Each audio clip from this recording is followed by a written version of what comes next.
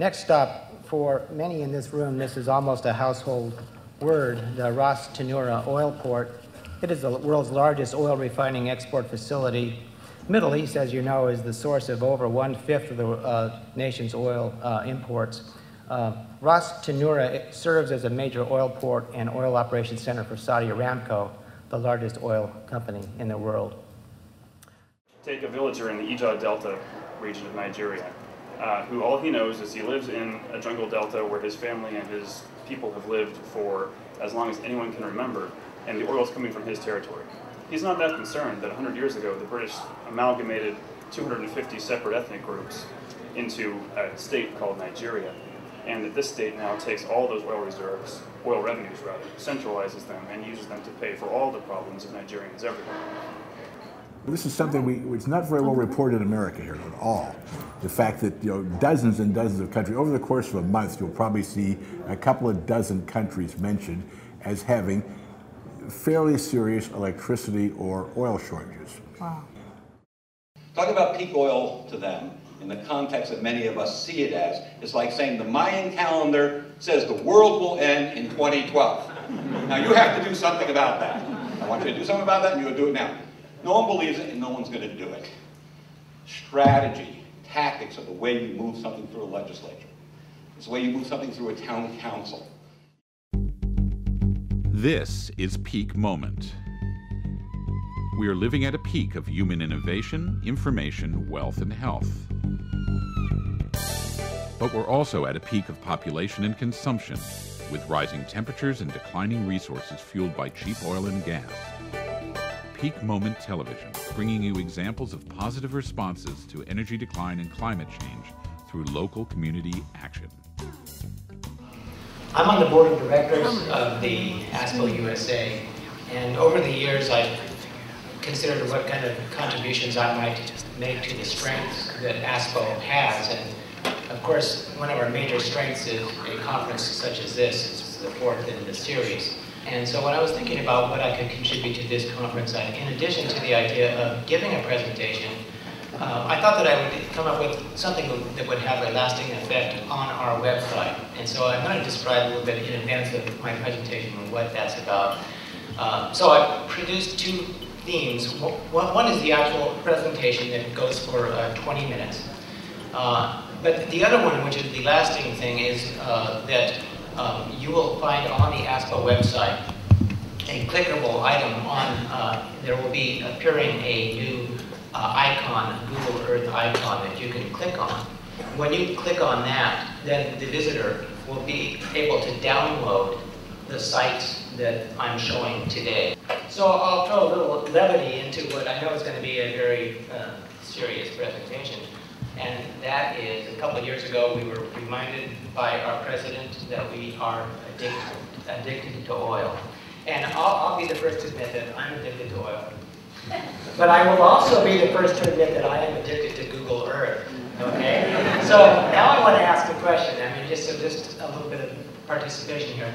I'm wondering how many people think that Google Earth actually is an addiction? There's a few. Okay. Yeah, I'll admit to it. So, with that, I would like to get started with the presentation. Okay, now I'm going to change the topic just slightly, and I'm going to take it to these choke points, because there's so much oil that's being transited through super tankers, and this is the key one, of course, everybody knows about, the Strait of Hormuz. It's the first one that comes to mind. Let's just go down the Persian Gulf a little bit and take you to something that you may not be so aware of. It's in Pakistan. There's an investment by the Chinese for a deep sea port there. They've already poured $1.5 billion into this facility. It's a geopolitically, geostrategic placement for them, not just for the oil, but also for transit of goods and services out of Asia. I take you to the next stop, which is Bab el-Mandab, which is located between Yemen on the Arabian Peninsula and Djibouti, which is north of Somalia and the Horn of Africa. connects the Red Sea to the Gulf of Aden. Oil flow through the Strait is 3.3 million barrels per day out of the world total oil of about 43 million barrels that is moved by tankers. This is the site where the USS Cole was attacked, and a French tanker was also attacked there. We take you up the Red Sea to the Suez Canal, and this is an amazing place. It was built 150 years ago. It's at its narrowest point, it's 1,000 feet. Oil flowing through the canal is 4.5 million barrels per day out of the world total oil of about 43 million barrels that is moved by tankers. Some supertankers are too large to go through this and have to go around Cape Town. So from here, I take you to what's been in the news quite a bit, which is the BTC pipeline. And there's a lot of history, recent history behind this, in an attempt by the West to try to not have the oil from the Caspian all necessarily go through either Iran or Russia. And so Georgia is kind of there, and all the geopolitics that we are reading about that are happening there, these pipelines are extremely fragile in terms of you know, the geopolitical consequences. I take you now to the Turkish Straits. The Turkish Straits has actually been in a geostrategic position ever since the Trojan Wars, and there's a tremendous amount of oil that goes through there too. At the narrowest point, it's only half a mile. There's 2.4 million barrels per day that flows through there. We've got some experts, obviously we'll be discussing what's happening there. There's less talk about any problems at the Straits of Gibraltar, but just because it's not in the news and because there doesn't seem to be any apparent problems, it doesn't dismiss the fact that this is a very key geopolitical position. It is one of the world's busiest shipping lanes with more than 7,000 ship calls a year. I now take you to the Panama Canal, and it's interesting because the oil flow through there is 500,000 barrels per day, but at its narrowest point it's only 110 feet. This was built about 100 years ago. Total length is about 48 miles. They're considering spending a lot of money, maybe $5 billion to upgrade it, but as they consider that, they realize now that the Northwest Passage is a reality. And this, if this in fact becomes a reality, then you'll be able to see a lot of oil being transited through there, through the Northwest Passage, saving 4,000 miles. And then I take you to the final destination on this is the Straits of Malaca. I realize I spelled that wrong on there, sorry about that. But look at all the tankers that are there in Singapore. It's a huge choke point. So again, I remind you to go to the ASPO website. We've made it easy for you to be able to click on these icons, the ASPO icons, and then you can see that we have text that describes each one of these. Thank you very much.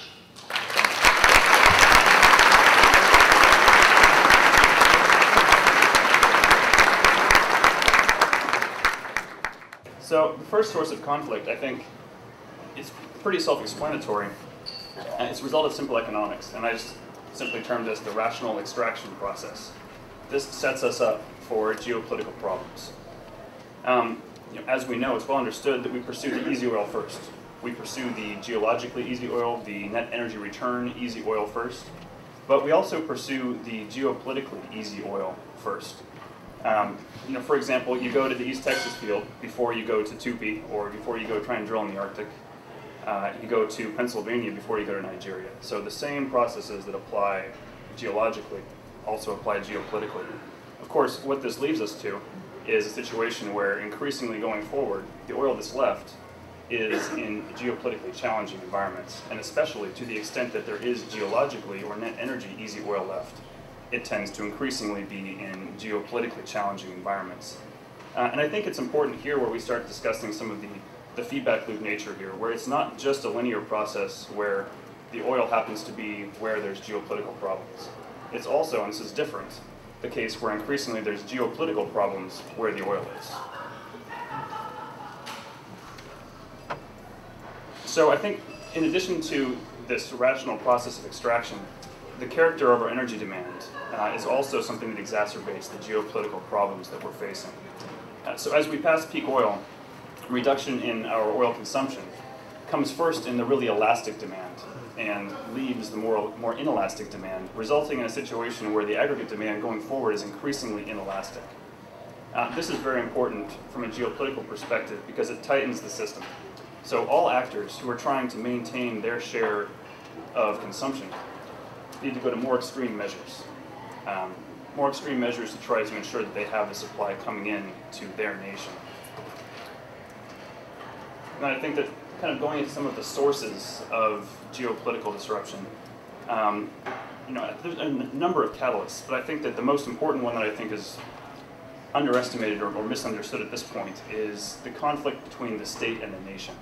And if you look at our nation-state system, where in theory you have these two coexistent concepts of the nation, which is the group of people, and the state, the political structure, and you have the nation submits to the sovereignty of the state, and the state in return provides for the needs of the people, provides for the needs of that nation.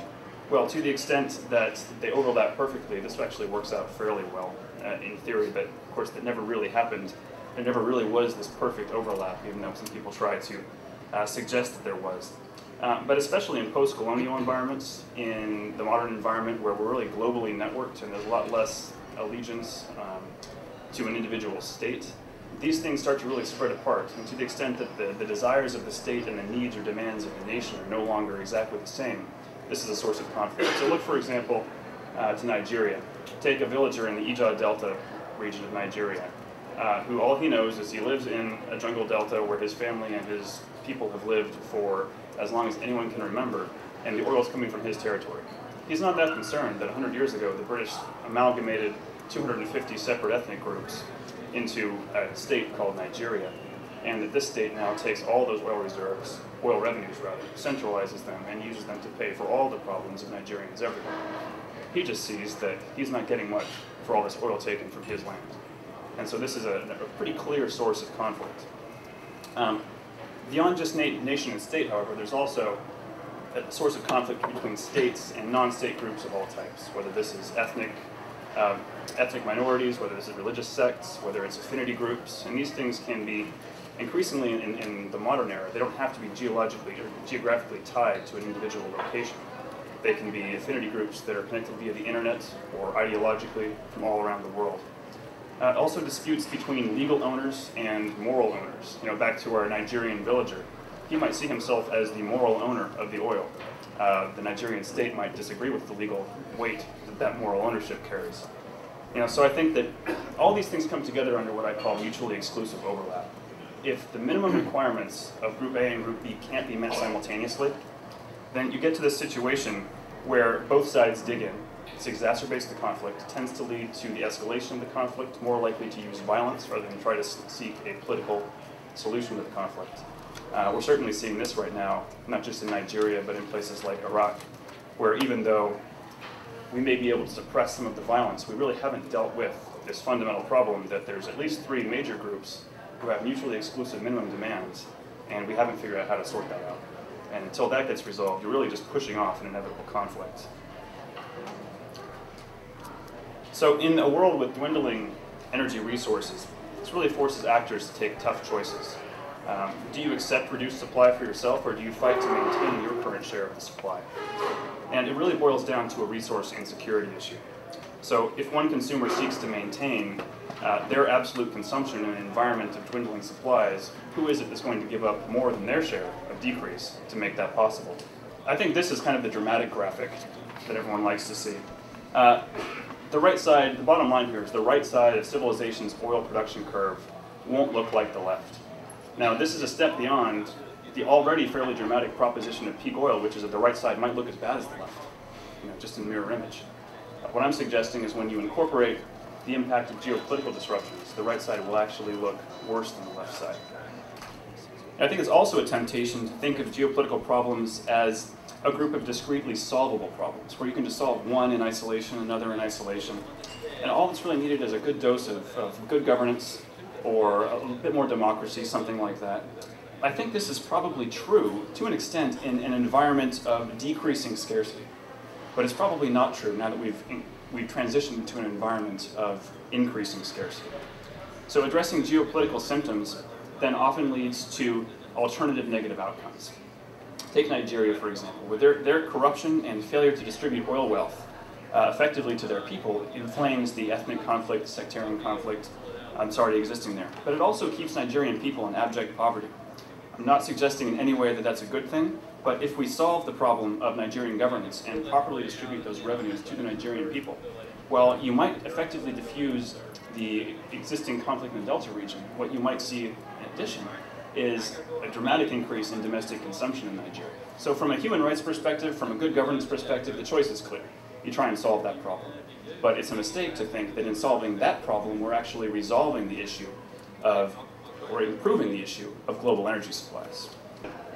We should treat geopolitics much the way we treat geology, as a force of nature that will cause a problem, and we, rather than trying to solve it, you don't try and solve geology. You don't put it out there and say, well, the reservoir's half empty, let's solve it by making it not half empty. You know, same thing with geopolitics. I think that we have to treat it as a force of nature. So regardless of whether you think these problems are solvable or not, I think this is the key takeaway. I think that our energy future is not controlled solely by what's economically possible, what's technologically possible, what's geologically possible, but it's also influenced a lot by the much less concrete limiting factor of what's geopolitically possible. I think that the key here is that if you aren't planning for that level of uncertainty beyond what we already realize in geological, economic, technological uncertainty, then I think we're really not prepared for what's coming up. That's it. I'm with Tom Whipple, whose writing about peak oil caught my attention 3 years ago from the Falls Church News Press. Mm-hmm. What I really recall, Tom, is that your writing was clear, understandable, and you were keeping up with peak oil and the effects of weather and all kinds of other things. You are now doing what? Daily news and weekly reviews of what's going on in peak oil. Tell us what you are doing. Well, right now, what we do, it's from our third or fourth year now with ASPO. We just was right after ASPO was created, they had their first convention, and we were talking about what we should be doing after the first ASPO convention, and the idea sort of gelled that maybe we should be doing some sort of publication. And mainly in conjunction with Steve Andrews, we came up with the idea, well, we're going to need a weekly review, and the idea was to be sort of an executive summary. And in 6 pages, we try to capture everything that's happened this week, plus what we call a commentary on there. So you have a pretty good idea of what's happened in the past week. And if you want to track the whole peak oil business, that's an easy way to do it. You got 6 pages. We email it to you. We also post on the web. At the ASPO site. Yeah, the ASPO site.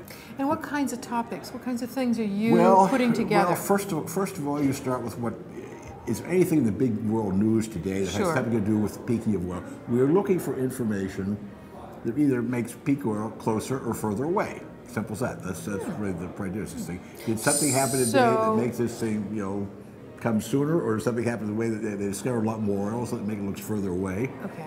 What has come on recently, which I think might be of interest, there's a website out there called energyshortages.org. And this guy, I don't know where he is, but he'll put, anywhere from 5 to 10. He's there before I get there. So I think he's probably in Europe. He just appears there, East Coast time, it's there at 4 o'clock East Coast time, which means it's probably done in Europe.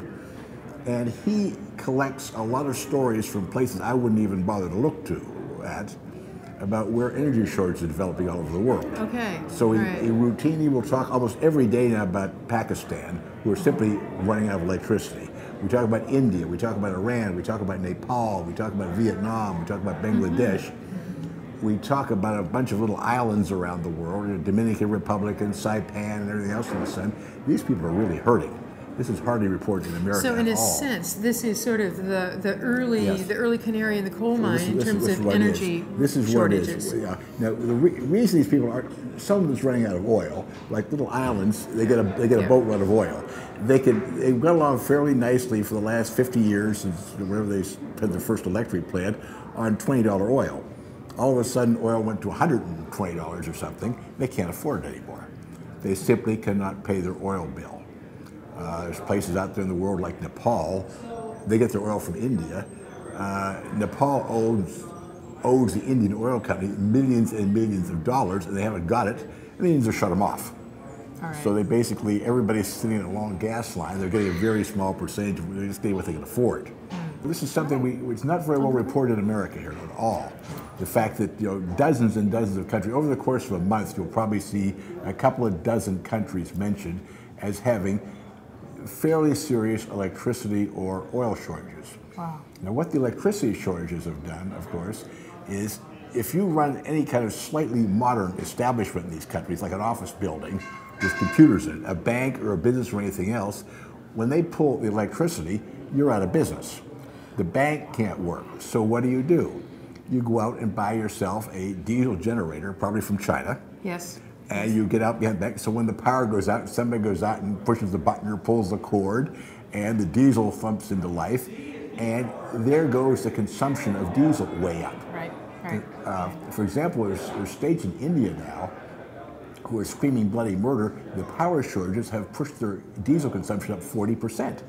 It's not for cars, it's for every building in town. Okay. How can you run a call center without electricity? Of course. So of course. This is an absolute given for any country like India.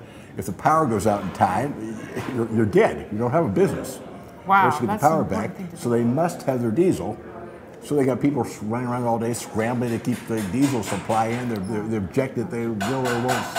Some places are refusing to sell it for anything but a car, et cetera. The fuss goes on and on. Wow. But that's a whole new thing we've gotten into in the last year or so, is simply tracking the shortages, because it's giving people a feel for the beginning of the demand, the beginning of problems.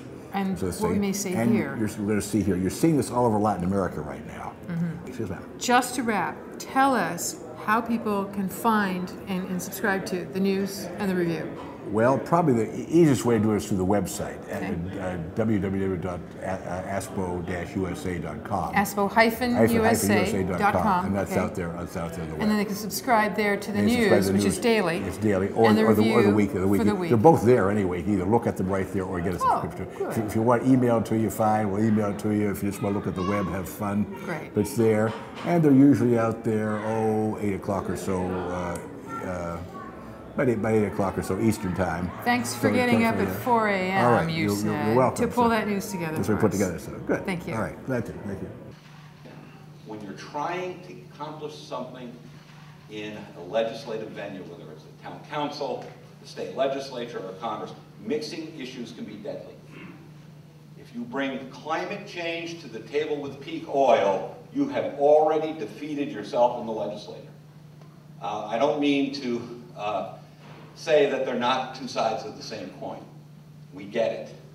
But there's lots of people who don't. In my particular caucus, I'm a Democrat, most of the Democrats buy climate change. I have 60 or so Republicans who kind of get it, but they don't want to talk about it. So we had to create a group of people that would work together to do something about peak oil production. So the first thing we did is, we didn't have to do this, but you're going to have to do this. You have to find someone in your legislative body, wherever it is, who has the credibility to bring the issue forward. I was appropriations chairman for 16 years. I was the energy chair for 4 until the speaker fired me because I didn't support him for a speakership. I'll be back. You have to bring someone with credibility to the table. That person has to know how to move a bill through the legislature. It's not that you bring it up and it's a good idea. You have to start recruiting people to support you. And the way I recruited people to support us is, first I picked one senator who was a close friend of mine. In fact, when he was a junior in college, he was one of my campaign managers, who later became a senator. I said, Bobby, I want you to read this. He came back and said, what are we going to do? So I got one guy in the House and one guy in the Senate. And we put together with the board members of ASPO to come together and put on a peak oil forum, which I think eventually, through the several hours of it, over 50 legislators attended it. They attended it because Bobby and I asked them to come personally. We called them up and said, we'd like you to stop by for an hour. This is all politics or personal relationships. You have to get the people who have the credibility and the people who can talk about it. We didn't talk about Mad Max. We didn't talk about Armageddon. We didn't talk about everybody starving. What we talked about is the impact on our economy. The impact on the people of the state and their ability to buy food, their ability to get to work, the GDP of the state, how it would affect unemployment, how each dollar increase in oil affected the economy of the state and therefore the people of the state. They understand that. They get it. You may have an overwhelming need to drive your philosophy through, to get them to understand what's really going on. Don't do it. Just don't do it. You will make more progress by speaking the same language as the people you're talking to. Now look, newspaper people look at tomorrow's headline. The stock folks, the masters of the universe over on Wall Street, wait for the next piece of news for the next sale. Corporate guys look for the quarter, for the next set of the next quarter income. Politicians look to the next election. And if you're going to get out there and ask them to look forward 5, 10, 15 years, you're going to find very few takers. Because it is a dangerous game to play if you want to get reelected. Most people just don't want to get reelected because they want to. They're working on complicated issues like healthcare and education. They're passionate about those things, and they feel that they're the ones who need to do it. But they're not going to take a chance on an issue they don't understand. Talking about peak oil to them, in the context that many of us see it as, is like saying the Mayan calendar says the world will end in 2012. Now you have to do something about that. I want you to do something about that, and you'll do it now. No one believes it, and no one's going to do it. Strategy, tactics are the way you move something through a legislature. It's the way you move something through a town council. You can't pick the one legislator who is out there on the far fringe of Venus on everything and expect them to convince the conservatives or the non-believers someplace else. You have to find someone who can speak their language, who understands what you want them to do. But we're not going to change unless we get through those state legislatures. I believe the path to Washington is through the state legislatures, one at a time. Thanks for listening.